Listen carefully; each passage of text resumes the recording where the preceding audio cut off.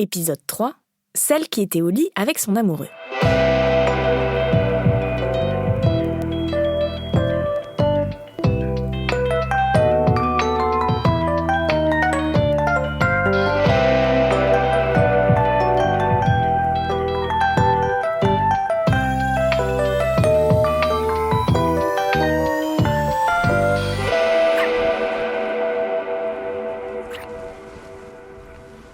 Je suis fou de toi. Ouais, moi aussi. Tu sais quoi, je vais juste fermer les rideaux, là. Mais non, on s'en fiche, y a pas de vis-à-vis. Moi, j'aime bien, je préfère. Tu veux pas, c'est ça? Bah si, évidemment que je veux, attends. Ouais, mais je sais pas, j'ai l'impression que tu me bloques avec tes bras. Là. Mais non, je te bloque pas. Bah si, regarde. Non, mais arrête, s'il te plaît. Bon, Lou, dis-moi que t'as pas envie, c'est tout, j'en ferai pas une histoire. Mais j'ai envie, mais je sais pas, je me sens pas au top. Quoi? T'as mal à la tête? Non, c'est pas ça, je sais pas, je me sens pas bien, quoi, je suis pas à l'aise. Non, mais déjà, détends-toi, t'es toute crispée, regarde, pourquoi tu croises les bras?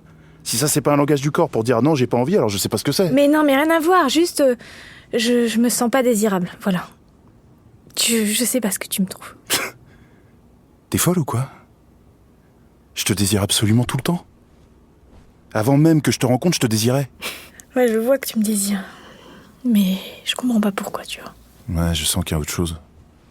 Je sais pas, on n'est pas connectés comme d'habitude. Connecté. Mais te marre pas, tu sais bien ce que je veux dire. Quand t'es pas bien, je suis pas bien. Je sais. Et là, je sens que t'es pas bien. Alors pourquoi tourner autour du pot? Dis-moi ce qui va pas, pourquoi tu te sens pas désirable? Ah, y a un truc. Oui. Alors on y est? On est où? Ben, ce moment horrible. Qui est? Celui où tu réalises Où je réalise quoi, Ben? que tu m'aimes plus. C'est vrai, quoi. C'est toujours comme ça. Tout va bien, c'est le bonheur, et puis hop, en un claquement de doigts, c'est fini. Plus rien. Ça s'explique même pas, c'est ça qui est fou. Mais arrête, attends, là, t'es parano, n'importe quoi. T'es fou ou quoi? Je t'aime à la folie, moi. Je suis pas plus amoureuse de toi, n'importe quoi. Alors c'est quoi le hic? Ah, c'est parce que j'ai ramené la plante. C'était trop tôt, c'est ça? Quelle plante? Ben ouais, je sais pas, t'es bizarre depuis que je l'ai ramenée. Attends, je suis bizarre depuis que t'as ramené la plante, mais tu te rends compte de ce que tu dis, là? Bah ouais, t'es silencieuse, t'es distante, t'es contrariée, t'es là, mais t'es pas là. N'importe quoi. Tu sais quoi, moi je suis pas en sucre, hein. Je préfère que tu me dises, écoute Ben, c'est fini, puis voilà, on n'en parle plus, t'arraches le sparadrap, puis voilà. Écoute, je m'en fiche de la plante, d'accord? Alors c'est ma façon de manger, c'est ça? Je fais trop de bruit? Ben, c'est pas toi. C'est pas toi, c'est moi. Ouais, c'est bon, ça va, hein. Je l'ai entendu un paquet de fois cette phrase. Bon, ok, tu veux que je te dise? Oui! Je te préviens, ça aura probablement des conséquences sur notre histoire. Tu m'as trompé. C'est ça? Avec Nico? Le mec avec qui tu bosses, là? Mais n'importe quoi, je t'ai pas trompé. Alors c'est quoi? Je flippe, là, tu vois bien. Je veux bien te le dire, mais le truc, c'est que j'ai peur que tu m'aimes plus, si je te le dis. Mais non, mais... Non, mais tu sais, j'ai pas envie qu'on parle de ça ensemble, c'est... mon ancienne relation avec Max... Non, mais Max, c'était un con. Oui, mais il d'accord? détestait... Non, mais je m'en fous de Max. Max te respectait pas.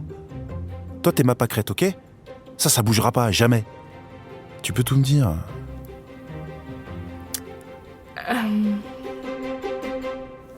Elle a mal au ventre, ta pâquerette.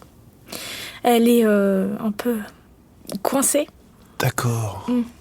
En fait, quand on est chez toi, tu vois, les toilettes, elles sont trop collées là au lit, et du coup, ça me bloque parce que j'ai peur de... Attends, mais ça fait 4 jours qu'on est ensemble, là. Ouais. Et ça fait 4 jours que tu te retiens? Ouais, enfin, en même temps, j'avais pas trop le choix, là. Bah, si, je sais pas, celui de m'en parler, par exemple. Oui, enfin, admets que c'est quand même très compliqué d'aborder ce sujet, c'est jamais le bon moment, et puis... Et tu t'es dit, là, le bon moment, c'est quand on est tout nus tous les deux, qu'on a follement envie l'un de l'autre, et... Je crois que, je sais pas, j'avais peur de te dégoûter. J'ai peur de te dégoûter, d'ailleurs. Non, mais t'es sérieuse? Arrête un peu. Il y a 2 secondes, tu flippais que je t'aime plus à cause d'une plante. Alors ça va, c'est pas non plus si aberrant que ça, mon histoire. Non, mais d'accord, mais 4 jours, quand même. Enfin, en même temps, je dis ça, je suis pas mieux. Hein. Moi, tu sais, quand je suis parti à Lisbonne avec Matt, Ouais. j'ai rien pu faire pendant 10 jours. Ah ouais. Je sais pas si tu te rends compte, 10 jours. Ouais, ça doit être... Enfin, je me rends bien compte, en tout cas. Bon, mais pour maintenant, ce qu'on va faire, c'est que tu vas te détendre, venir dans mes bras et ne plus garder ce genre de truc pour toi. D'accord. Parce que maintenant, on est 2. Merci, Ben. dire que je pensais que tu m'aimais plus, alors qu'en fait t'avais juste envie de... Oui, voilà.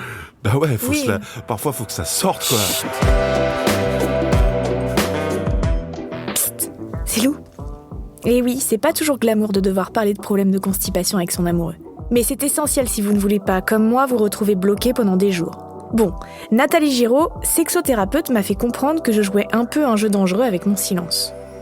Ce qui est tu et caché amène un doute chez l'autre. Est-ce que c'est pas moi qui serais le problème ? Et comme il y a une attitude qui se referme, surtout pendant la relation sexuelle par exemple, eh bien ça va renvoyer au fait que l'autre n'est pas désiré, qu'il n'est pas aimé, que c'est lui le problème. Donc bien sûr que dans un couple, l'autre va se poser des questions sur ce qui se passe, si ce n'est pas nommé. C'est un secret, donc il peut aller dans toutes sortes de scénarios qui, généralement, lorsqu'on va dans des scénarios, c'est pas des scénarios qui sont positifs pour soi. C'est des scénarios qui sont négatifs pour soi. C'est-à-dire dans lesquels la personne prend la responsabilité, se sent coupable, se demande ce qu'elle a fait. Là, c'est passé par le pot de fleurs. Oui, c'est un couple qui s'aime à la base, donc lui, il comprend pas. Tant que c'est pas dit et nommé, ça reste dans le champ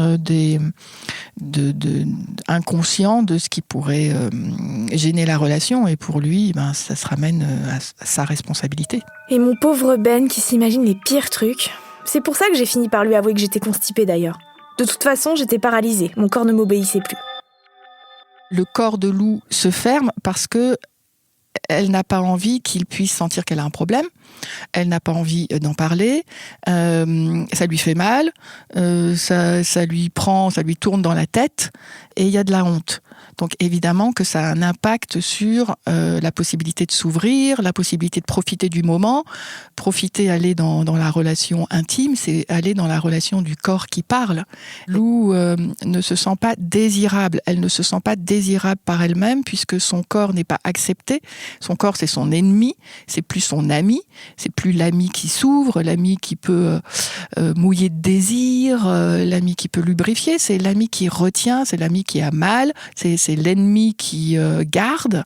Donc, oui, ça a un impact sur sa libido, ça a un impact sur sa relation avec Ben, et elle ne sait pas comment l'aborder, quoi. Elle est coincée. Coincée, voilà. Mais je ne suis pas la seule à ressentir ça. 74% des femmes qui souffrent de constipation disent en ressentir les effets sur leur vie amoureuse. J'ai une patiente qui elle, son amoureux voudrait, ils sont à 6 mois à peu près de s'être connus, et son amoureux voudrait absolument l'emmener en week-end, et elle est paralysée à l'idée d'aller en week-end quelque part où elle ne maîtrise pas les toilettes. Donc pour elle, c'est un blocage qui la ramène à son histoire personnelle, dans lesquelles il n'y avait pas la porte de la salle de bain, la porte de la chambre, la porte des toilettes était toujours ouverte. Donc il n'y avait pas d'intimité. Et il y a cette peur de se lâcher et d'être intrusée à tout moment. Donc ça lui ramène à une histoire qui n'a rien à voir avec l'histoire avec son amoureux, mais qui vient la garder, la polluer. Et avec Lou, d'abord il y a de la honte. Donc la honte, ce n'est jamais quelque chose qui est généré par soi-même. La culpabilité peut l'être. En revanche, la honte, c'est toujours quelque chose qui a été mis, en quelque sorte, c'est un manteau assez poisseux, assez lourd, qui vous appartient absolument pas et qui vous empêche de faire quelque chose. Ce qui est sûr, c'est que Max, mon ex, ne m'a pas aidé à me sentir mieux par rapport à ça. Il me faisait tout le temps des blagues là-dessus, c'était horrible. Une moquerie qui cherche à faire mal ou qui cherche à atteindre, la moquerie, dans ce cas-là, c'est une parade à sa propre impuissance, à ses propres blessures, à ses propres craintes. Donc elle est utilisée comme une arme pour cacher son propre malaise, ses propres défaillances. Et c'est quelque chose qui est rejeté vers l'autre, envoyé vers l'autre, pour éviter d'être touché soi. Ah, donc lui aussi, si ça se trouve, il avait honte de quelque chose. J'aimerais tellement être comme Ben. Lui, il a l'air si libre, si détendu avec son transit. Même si je sais, on a tous et toutes nos hontes. C'est le syndrome de la princesse. La princesse, elle fait pas de bruit. Elle fait pas de bruit avec son derrière. Elle fait pas de bruit avec son ventre.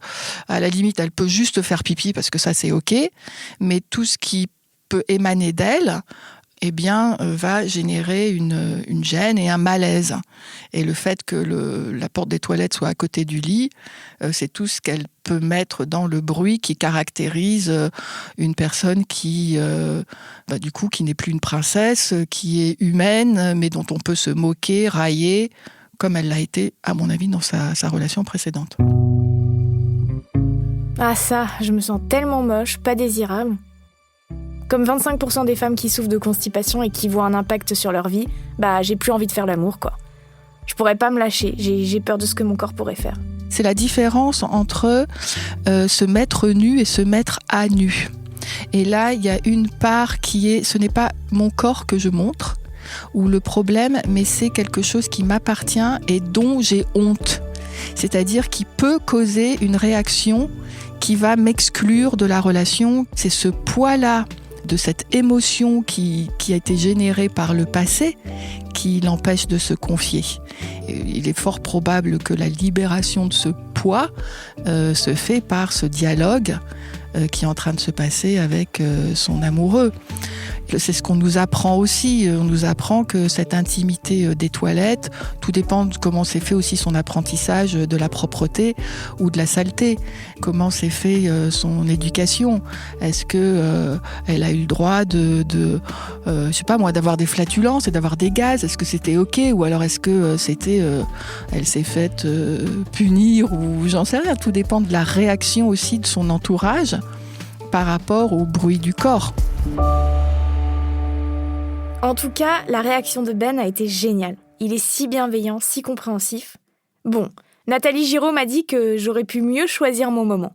Mais est-ce qu'il y a vraiment un moment pour dire ça? Il y a un moment qui est préférablement pas sous la couette, parce que ça coupe le truc et puis ça peut générer tout un état qui peut peut-être ne pas se terminer aussi bien que dans cet épisode-là. Et donc, c'est trouver un moment tranquille, sans enjeu.